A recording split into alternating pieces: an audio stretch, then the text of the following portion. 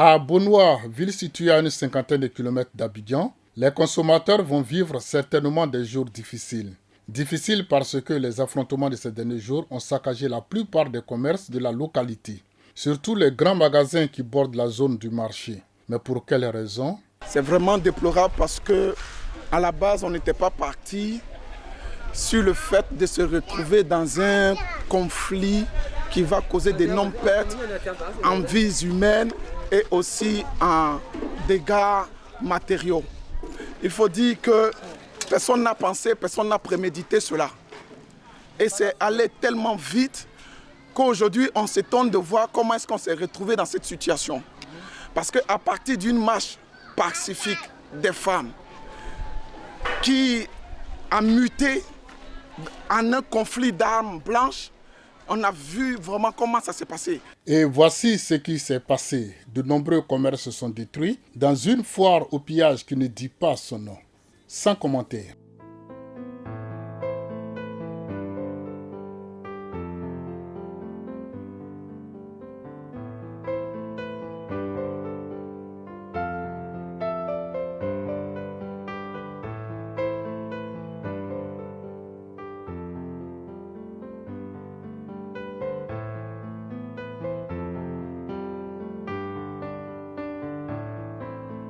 Ce supermarché ne présente plus que son fantôme.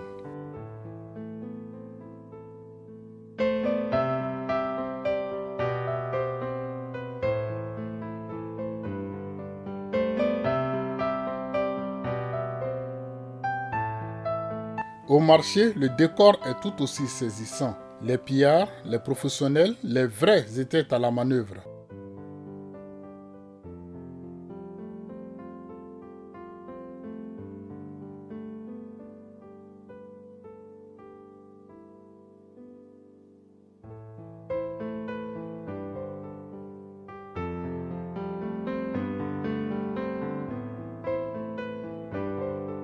Il faut éviter le palu à Bonoua ces temps-ci, car les canaris sont hors d'usage pour les remèdes d'indigénat. La fureur est passée par là. Et que dire du commissariat?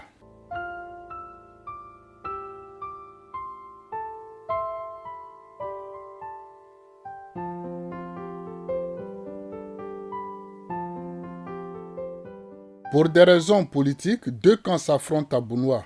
À l'arrivée, ce sont des regrets parce que la nourriture va manquer. Forcément, cela pénalisera les habitants de la ville, puisqu'actuellement, il n'y a même plus assez de boutiques ouvertes. Et vous allez voir que les quelques boutiques qui sont là seront pris d'assaut. Forcément, quand il y a plus de consommateurs que de produits, il y a forcément augmentation des prix. On a besoin de paix pour pouvoir manger. Parce que si on mange et qu'on n'a pas la paix, en ce moment, on ne pourra pas manger. On veut pouvoir reprendre les activités dans la semaine. On veut pouvoir véritablement commencer déjà à faire venir de la nourriture au niveau de la capitale, au niveau des campements et commencer les trafics pour que la population puisse se nourrir. Parce que présentement, nous sommes en crise de denrées alimentaires. Il n'y a plus de nourriture à Bonoua. Huile, savon, riz, rien, absolument rien. Tout est gâté. De tous les côtés, tout est gâté. Même au niveau du transport, ce sera un peu difficile pour nous. La gare a été saccagée. Il y a des sociétés de transport, des cars qui ont été brûlés. Ce sera difficile même pour se déplacer, pour se rendre à Abidjan. Avec cette violence, le marché est balafré et défiguré. Les commerçantes ont après tout bon espoir de relancer très vite leurs activités. En fait, le marché, c'est vrai que c'est l'espace que la mairie nous a loué. Mais chacun a bâti son étal. Chacun va reconstruire son étal et les activités vont reprendre. Il n'y a pas de problème. Nous allons reconstruire. Il y a eu des débordements, c'est vrai. Il y a eu des litiges. Après les litiges, on se réconcilie. Après la réconciliation, on va rebâtir. La solution, dès maintenant, nous allons occuper les abords. Le temps que, avec le concours de la mairie, nous dégageons tout ce qui est saleté, ordure. Pour le moment, chacun vend devant sa porte. Voilà. Le temps que la mairie dégage tout ce qui est ordure. Maintenant, concernant ceux qui sont encore intéressés par la chose, chacun va construire son étal, il n'y a pas de problème. À Bonois, ici, on a toujours été autonome. Et chacun se débrouille pour faire son commerce. Là-dessus, on n'a pas de soucis. Le mal est fait, l'heure est au regret. Et il faut penser les plaies. Nous sommes tous au regret face aux faits. Vous avez constaté vous-même les dégâts constatés un peu partout dans la ville. Franchement, c'est un sentiment de regret, de remords. Tout ça pouvait être évité. Voilà, mais bon, comme c'est déjà arrivé, nous allons ensemble, avec l'ensemble des autres communautés, échanger. Nous sommes dans le cadre d'échange actuellement et pour ne pas que cela puisse se répéter. Voilà, c'est un sentiment, franchement, un sentiment de regret, de grand regret. Voilà. Nous voulons la paix maintenant ici dans cette ville de Bonois. Vous voyez, parce qu'on ne peut pas rester là. À chaque fois, les mêmes choses vont se répéter.